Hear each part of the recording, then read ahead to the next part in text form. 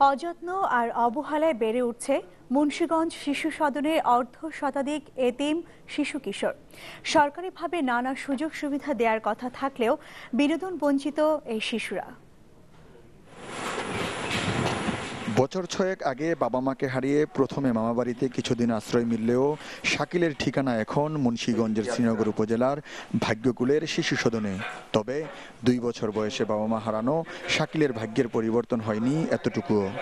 আবার খালারা মামারা মাঝে মাঝে শাকিলের মতো এমন অনেক শিশু কিশোরী দিন কাটছে সরকারি অর্থায়নে চলা এই এতিমখানায়, খেয়ে না খেয়ে, অযত্ন আর অবহেলায়।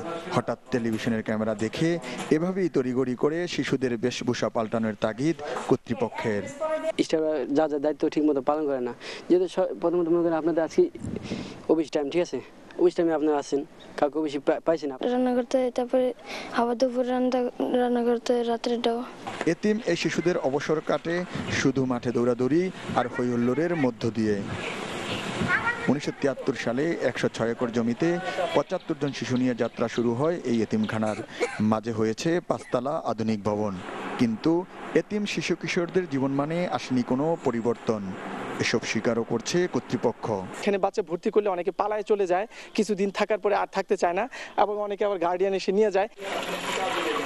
দুবেলা খেয়ে পড়ে শিক্ষা আর বিনোদনের সাথে বেড়ে ওঠাই সুবিধা বঞ্চিত এই শিশুদের চাওয়া। একে আজাদ মুন্না, চ্যানেল 24, মুন্সিগঞ্জ। নিচে একটা বিরতি, ফিরে এসে থাকছে